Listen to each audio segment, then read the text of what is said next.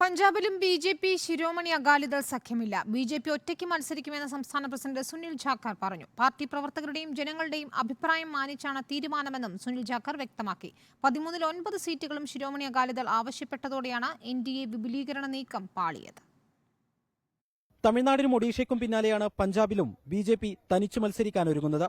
കാർഷിക നിയമങ്ങളിലെ അഭിപ്രായ ഭിന്നതയെ തുടർന്ന് ശിരോമണി അകാലിദൾ 2020-ൽ എൻ.ഡി.എ വിട്ടിരുന്നു. തെരഞ്ഞെടുപ്പ് അടുത്തിരിക്കെ മുന്നണി വിപുലീകരണത്തിന്റെ ഭാഗമായി അകാലിദളുമായി ചർച്ച നടത്തിയെങ്കിലും സീറ്റ് വിഭജനത്തിൽ തട്ടി നീക്കം പാളി. 13-ൽ 9 സീറ്റുകളും വേണമെന്നായിരുന്നു അകാലിദളിന്റെ ആവശ്യം. എന്നാൽ മോദി പ്രഭാവത്തിൽ സംസ്ഥാനത്ത് 5 സീറ്റുകളെങ്കിലും ജയിക്കാൻ കഴിയുന്ന സാഹചര്യമുണ്ടെന്നാണ് ബി.ജെ.പി. വിലയിരുത്തൽ. പ്രവർത്തകരുടെയും ജനങ്ങളുടെയും അഭിപ്രായം മാനിച്ചാണ് തനിച്ചു മത്സരിക്കുന്നതെന്ന് സംസ്ഥാന അധ്യക്ഷൻ സുനിൽ ജാഖർ പറഞ്ഞു.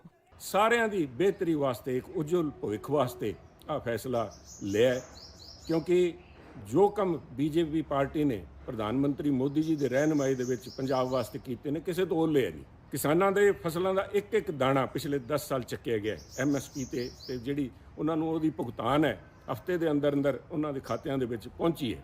അടുത്ത ബി.ജെ.പി. കേന്ദ്ര തെരഞ്ഞെടുപ്പ് സമിതി യോഗത്തിൽ സ്ഥാനാർത്ഥി നിർണയ ചർച്ചകളിലേക്ക് കടക്കാനാണ് തീരുമാനം. 2019-ൽ സഖ്യമായി മത്സരിച്ചപ്പോൾ ശിരോമണി അകാലിദളും ബി.ജെ.പിയും 2 വീതം സീറ്റുകളിൽ വിജയിച്ചിരുന്നു. ജൂൺ 1-നാണ് പഞ്ചാബിൽ വോട്ടെടുപ്പ്.